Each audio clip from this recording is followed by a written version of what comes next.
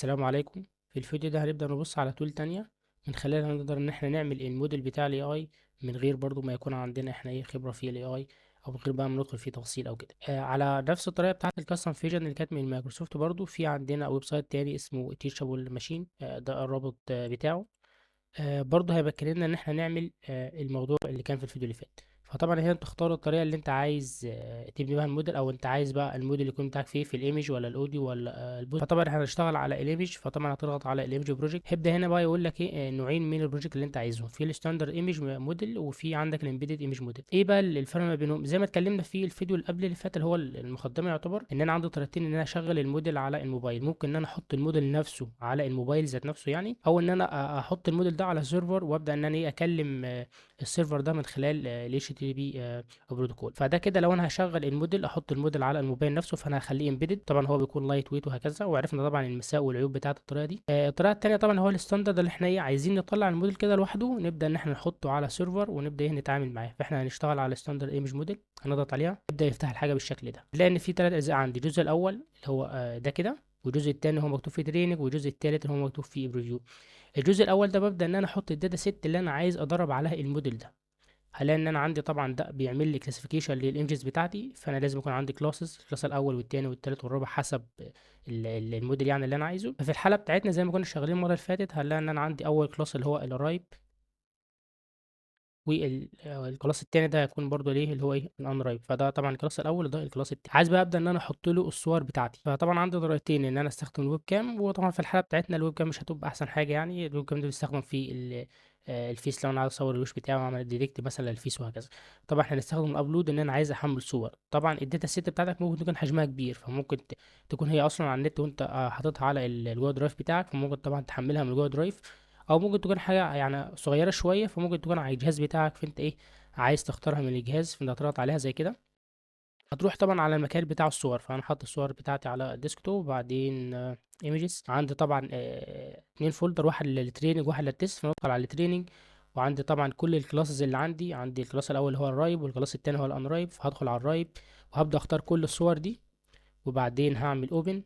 هيبدا ان هو يحمل لي الصور. فانا كده حطيت له الصور بتاعه الرايب كلاس. كذلك الامر برضو هدخل على الانرايب هعمله ابلود، هعمله ابلود من الجهاز عندي، وهدخل على التريننج وهدخل على الرايب الانرايب، وبعدين هعمل اوبن. كده انا حطيت له الصور بتاعه الانرايب. كده اصبح الداتا سيت عندي بتحملها على الويب سايت. عايز بقى ان انا ابدا اعمل له ترين، هضغط على هنا ترين.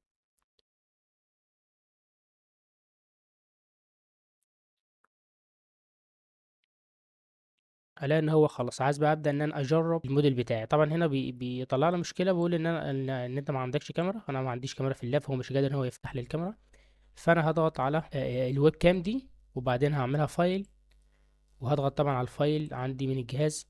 هدخل بقى على الايمجز وهدخل بقى على التستنج، انا عايز اتست الموديل بتاعي. ففي البدايه مثلا هندخله صوره انرايب بالشكل ده. هنزل تحت، هلاقي ان هي طلع لي قال لي ان الصوره ديت انرايب بنسبه 100%. هطلع فوق تاني وادخل صوره تانية اللي هي الرايب مثلا تيستنج رايب. هختار الصوره دي، هلاقي ان هو ايه قال لي ان هي 100% رايت. عايز بقى اطلع الموديل بتاعي زي ما احنا كنا بنعمل في الكاستم فيجن المره اللي فاتت، ان احنا بنقدر نطلع الموديل ونطلع الكود معاه. هعمل اكسبورت موديل. هلاقي ان انا عندي ثلاث طرق، ممكن ان انا اعملها تنسور فلو جي اس، او تنسور فلو، او تنسور فلو لايت. طبعا تنسور فلو لايت للامبيدد فاحنا مش عايزينها، احنا نشتغل على التنسور فلو. فعندي الكونفرجن بتاع الموديل بتاعك، او اللي هو الامتداد بتاع الموديل يعني. فعندك اللي هو سيف موديل او كيرس، احنا هنسيبها كيرس زي ما هي. هنلاقي برضو هنا حاطط لك ايه حاجه كويسه، ان هو حاطط لك الكود بتاع الموديل انك تقدر تشغله. فلان هو كاتب لك كل المكتبات اللي انت عايز تستخدمها، وبعدين كاتب لك لود للموديل وكمان لودز للليبل بتاعه الموديل. وعندك هنا ايه حاطط لك صوره يعني الصوره اللي انت عايز تجرب عليها، وبعدين بيبدا ان هو يعمل لك بريدكت للصوره دي. بس طبعا احنا مش هنستخدم الكود ده، هنستخدم كود تاني. وبعدين عايزين بقى نطلع الموديل ده. خلاص احنا دخلنا على تنسور فلو وبعدين دخلنا على كيرس. هنعمل بقى داونلود ماي موديل. هيبدأ ان هو يعمل له عملية كونفرجن. اهم حاجة لازم يكون النت متوصل، تأكد ان انك متوصل بالانترنت، النت مش يقطع او كده، يعني هتاخد معاك شوية وقت. هنلاقي ان هو حمل الموديل بتاعنا، فهنفتح طبعا المكان اللي هو نزل فيه. نلاقي ان هو ايه نزله لي ملف مضغوط زي كده. نحطه هنا، وبعدين هنعمل اكستراكت للموجود في الفايل ده. extract here، هنلاقي ان هو طلع لي 2 فايل. الفايل الاول اللي هو كيرس موديل دوت اتش، والفايل التاني اللي هو الليبلز. لو دخلنا على الليبلز هنلاقي ان هو طلع لي طبعا الكلاس اللي انا كنت حاططهم، اللي هو الرايب والان رايب. في صفر وواحد احنا ممكن نشيلهم، مفيش اي مشكلة عادي. نعمل سيف. يبقى انا كده قدرت اوصل للموديل والليبل بتاعه. همسح الفايل ده. عايز بقى ابدا ان انا اكتب الكود. لو جيت تلاحظ هنا ان الويب سايت ده مش طلع لي الكود، على عكس الكاستم فيجن. طبعا الكاستم فيجن لما احنا اشتغلنا عليها طلعت لي الكود بتاع الموديل نفسه والكود بتاع السيرفر، وكان كل الموضوع بس ان انا اعمل رن وهتلاقي ايه الموضوع بيشتغل على طول. طبعا هنا هو طلع لك الموديل بس، واداك الكود هنا كده اللي هو بيستخدم ازاي تشغل الموديل ده، وانك تعمل له تيست بصور عندك من على الجهاز. احنا بقى عايزين نكتب كود تاني، فهنلاقي ان الكود بتاعنا نفس الكود اللي احنا كنا كاتبينه في الفيديو اللي فات. فمثلا لو رحنا على الكود بتاع اللاب دوت باي، هنلاقي طبعا ان هو ايه بيستدعي فلاسك عادي، وبعدين بيستدعي الموديل اللي هو ده الفايل اللي فيه الموديل بتاعنا، اللي طبعا هو بيعمل الراوت بتاع الايمج، ودي الفانكشن بتاعتنا. وبياخد هنا الصوره من اليوزر، سواء طبعا كانت الصوره ده فايل ولا هي فورم ولا حتى كانت جايه بايتس يعني. وبعدين بيبدا ان هو يعمل بريدكت للصوره دي. نفس الكود اللي كان مكتوب في الفيديو اللي فات بالظبط، مش في اي اختلاف. الاختلاف بس هيكون في الكود بتاع الموديل نفسه، اللي هي الطريقة ان انا بستدعي فيها الموديل. لو دخلنا على الكود التاني هو الموديل دوت باي، هنلاقي طبعا هو بيستخدم مكتبات تانية زي الكيرس.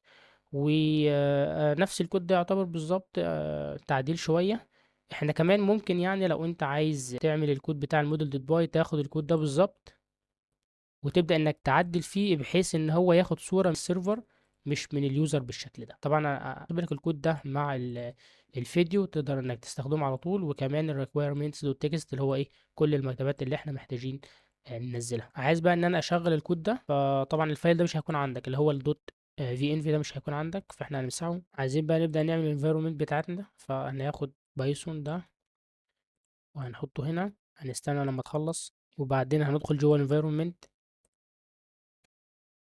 كده انا جوه الفيرتشوال انفايرمنت. ممكن كمان اقفل التيرمينال دي وافتحها تاني.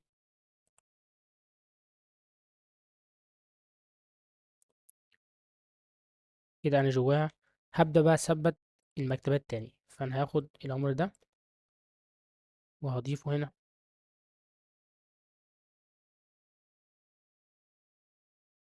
طيب هو كده ثبت كل المكتبات يعني. عايزين بقى نبدأ اننا نشغل الكود ده. في البداية بس انا عايز اخد الموديل نفسه ده كده، الموديل والليبل بتاعه، فانا هاخده كات وهحطه في الفولدر الموجود فيه الكود بتاعنا، اللي هو ده الفولدر يعني اللي هو الكيرس موديل. طبعا ايه انا عندي المودلز من قبل كده، فانا هشيل الليبلز ديت، بعدين اشيل ده. فانا عندي requirements دوت تكست والموديل والاب. تمام، ودي صورة كده. فانا هبدأ احط المودلز بتاعنا والليبلز. يبقى اصبح عندي في الفولدر ده الاب، وده كود السيرفر، والموديل دوت باي، وكمان عندي الموديل نفسه والليبلز بتاعة الموديل. وطبعا كان في هنا صفر وواحد واحنا شلناهم. عايزين بقى نبدأ نشغل، فهنيجي كده على الاب دوت باي ده ونبدأ اننا نعمل رن. طبعا هو هياخد شوية وقت علشان يعمل لود للموديل بتاعنا. هنلاقي ان السيرفر اشتغل بالشكل ده.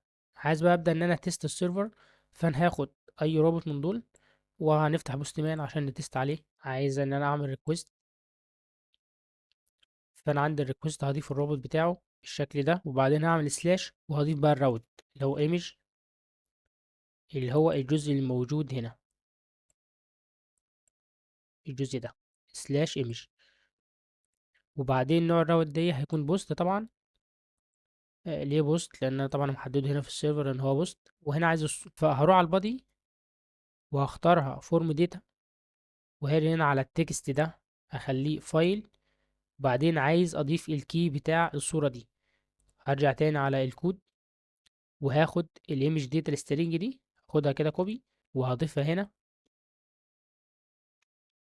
بالشكل ده. يبقى انا عندي كده الكي بتاعي هو ايمج داتا. عايز بقى ابدا ان انا اضيف الصورة. هقف على select files دي، وبعدين هختار new file from local machine، وهبدأ اختار الصورة بتاعتي. فطبعا انا عندي الايمجز، في عندي training وتستنج، فانا هاخد التستنج. هناخد اول واحدة رايب نجرب عليها. يبقى انا كده ضفت الصورة. هعمل send.